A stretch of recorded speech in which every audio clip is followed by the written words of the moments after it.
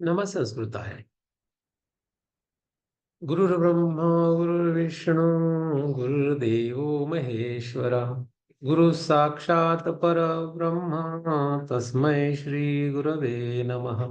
वसुदेवसुतं देवं कंसचाणूरमर्दनं देवकी परमानन्दं कृष्णं वन्दे जगद्गुरु। हरि ओम तत्सत। हरि ओम तत्सत। हरि ओम तत्सत। सद्गुरुनाथ भगवान की जय। लर्निंग संस्कृत बैच 2, चैतन्य आश्रम आळंदी देवाची।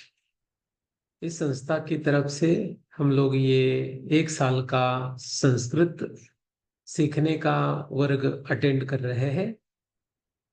आज हम लोग 2 छोटे से टॉपिक पढ़ने जा रहे हैं,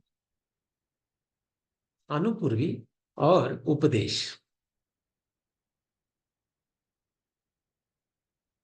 अनुपूर्वी और उपदेश ये टॉपिक छोटे से है, लेकिन हम लोगों को सीखते समय इनकी जरूरत पड़ती है। इसकी वजह से हम लोगों को ये थोड़ा सा समझना जरूरी है।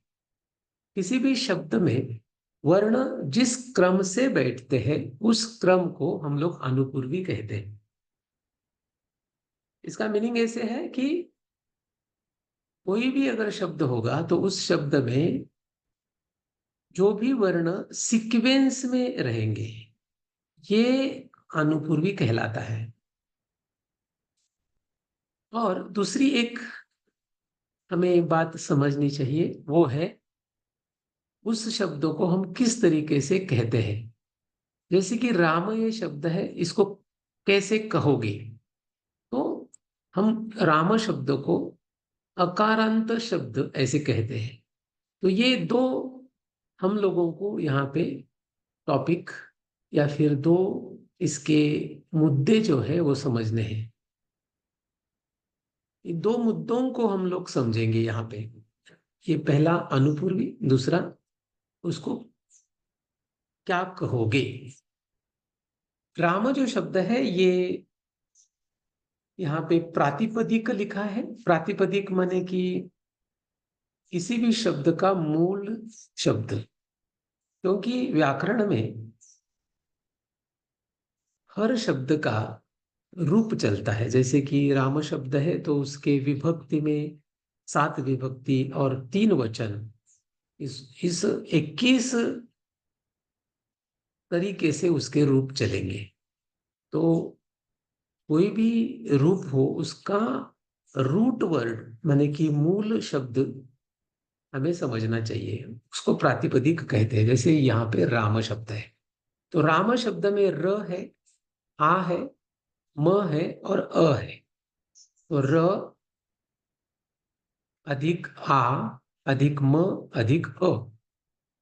र ये व्यंजन है, म ये व्यंजन है, आ और अ स्वर है। तो र प्लस आ रा, म प्लस अ म। इस तरीके से ये राम शब्द बना है।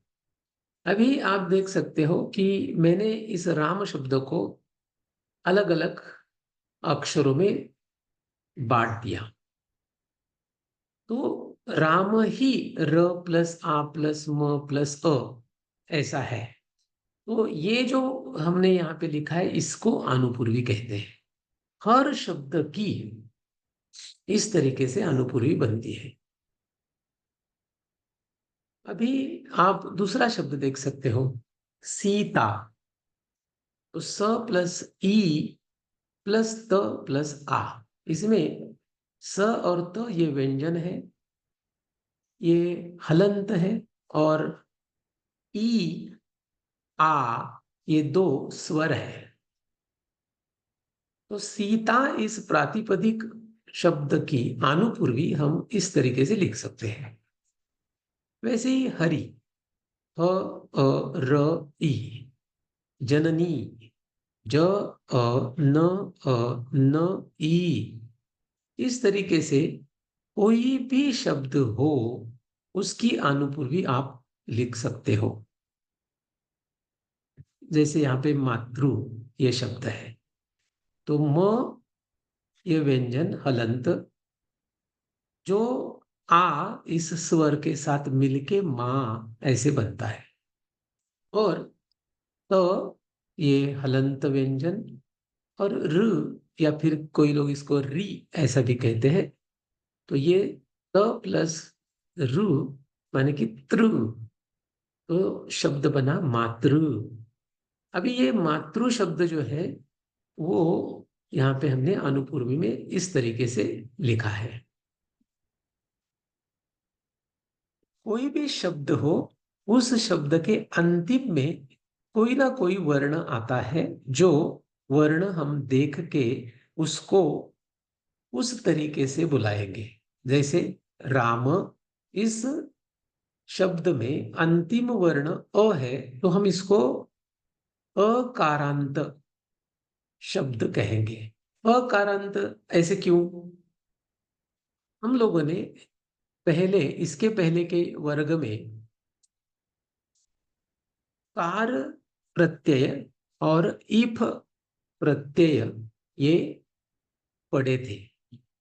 तो आप लोगों को पता है कि अ को हम अ कहने के बजाय अकार ऐसे कह सकते हैं, आ को आकार कह सकते हैं, ई को इकार कह सकते हैं, दीर्घ ई को ईकार कह सकते हैं। रामा शब्द में अ अंतिम होने के कारण, माने कि अकार अंतिम होने के कारण, ये राम शब्द अ के बजाय अकार, अकारांत ऐसे हम इसको कह सकते हैं। वैसे ही आप सीता को देखोगे तो यहाँ पे अनुपूर्वी में आपको समझ में आ रहा है कि सीता इस शब्द का अंतिम अक्षर आ है। आ को हम लोग आकार ऐसे कह सकते हैं, तो आकार अंतिम होने के कारण इसको आकारांत, आकारांत शब्द कहेंगे। इसी तरीके से आप देख सकते हो गुरु, गुरु शब्द में अंतिम में उ ये वर्ण है, यानी कि उकार है, ये अंतिम है, इसकी वजह से ये उकारांत शब्द बना।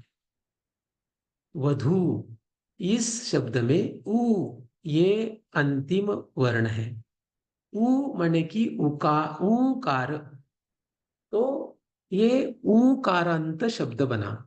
इस तरीके से कोई भी वर्ण अंतिम वर्ण हो सकता है। यहाँ पे जैसे कि कृ में दीर्घ रु है, लू, गमलू, इस शब्द में ग प्लस अ प्लस म प्लस लू ऐसे अनुपूर्वी है, और लू माने कि लुकार ये अंतिम है, इसकी वजह से ये लुकारांत शब्द है।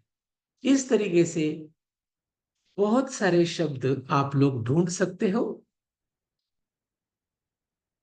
औ तक माने कि ये 9 जो हम लोगों ने स्वर देखे हैं, ये 9 स्वर के बहुत सारे शब्द आपको मिलेंगे। लेकिन उसके बाद जो हम लोग व्यंजन देखते, क, ख, ग, घ, इस तरीके से जो ये व्यंजन है, इस व्यंजन को अगर आप अंतिम वर्ण करके ढूंढोगे तो बहुत कम शब्द आपको ऐसे मिलेंगे जिनका अंतिम वर्ण व्यंजन है। लेकिन कुछ व्यंजन अंतिम वर्ण करके किसी शब्द में मिलते हैं, जैसे कि वणिज। तो वणिज ये जो शब्द है, इस शब्द का अंतिम अक्षर ज है। तो ये ज व्यंजन है, ये हलंत वर्ण है, और आपको पता है कि ज को हम लोग जकार कहेंगे। ये अंतिम होने के कारण ये शब्द जो बना जकारांत शब्द, वणिज ये जकारांत शब्द है। उसी तरीके से आप राजन शब्द देख सकते हो, र प्लस आ, ज प्लस अ प्लस न, न अंतिम है, ये व्यंजन है और हलंत है। तो यहाँ पे अंतिम वर्ण न है, माने कि नकार है, तो नकारांत शब्द राजन है। वैसे ही जगत देख सकते हो आप।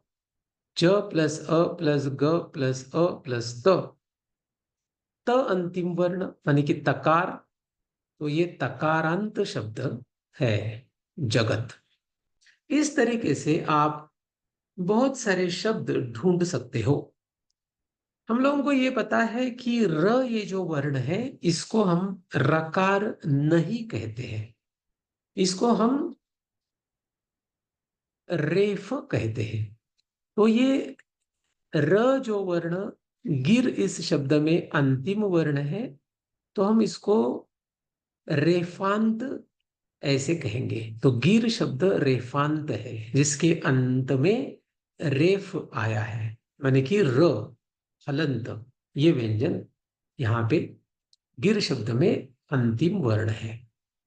इस तरीके से आप कोई भी शब्द की अनुपूर्वी ढूंढ सकते हो और उस शब्द को क्या कहेंगे ये जान सकते हो। हमारा दूसरा टॉपिक जो है वो है उपदेश।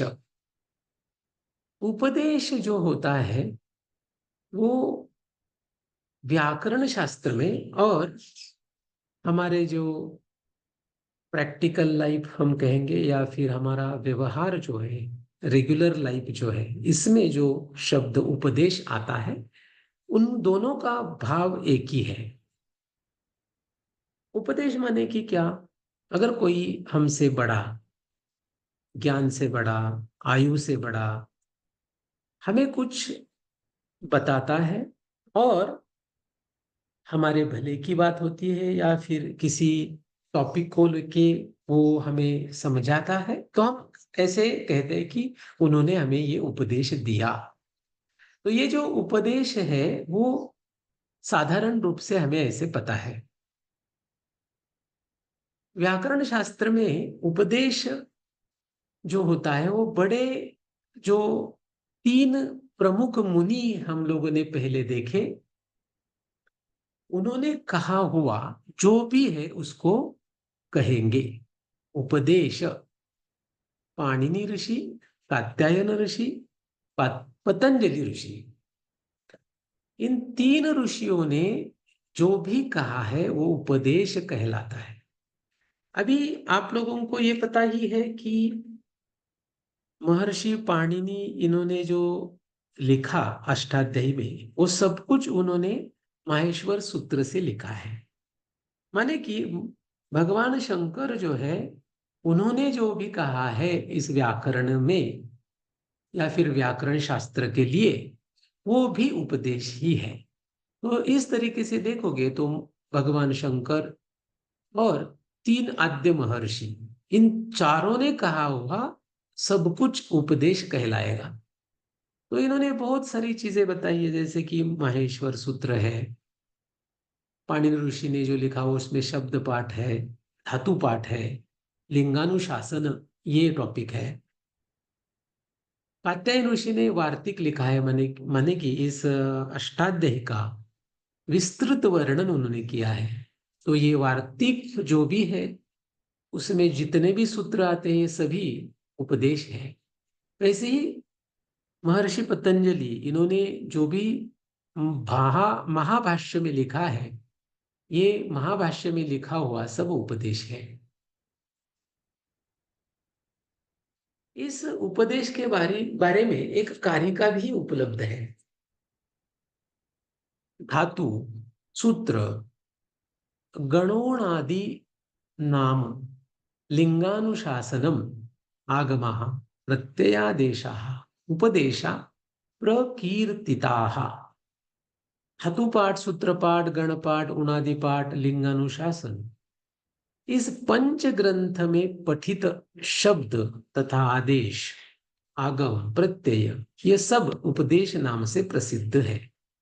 सारांश, चार महात्मा भगवान महेश्वर, आद्य महर्षि पाणिनि, वार्तिककार कात्यायन ऋषि और महाभाष्यकार पतंजलि ऋषि, इन्होंने कहा हुआ सब कुछ उपदेश है। उपदेश ये जो शब्द है अष्टाध्यायी में अलग अलग जगह पे आपको दिखेगा। जैसे कि यहाँ पे इस सूत्र में उपदेशे अजनुनासिक इथ, तो इस सूत्र में ये उपदेश शब्द दिखाई दे रहा है, माने कि उपदेश ये शब्द आपको सूत्र में मिलेगा। तो आपको ये उपदेश माने कि क्या, ये थोड़ा बहुत पता होना चाहिए। इसके लिए आज हम लोगों ने उपदेश और अनुपूर्वी भी आपको पता होनी चाहिए। ये अनुपूर्वी हम लोगों ने यहाँ पे देखी। आज हम लोग यहीं पे रुकते हैं। धन्यवाद। नमः संस्कृताय। कुंडलीक वरदा हरिविठ्ठल श्री ज्ञानदेव तुकाराम पंढरीनाथ भगवान की जय। माऊली ज्ञानेश्वर महाराज की जय। जगत गुरु तुकाराम महाराज की जय। सद्गुरुनाथ भगवान की जय।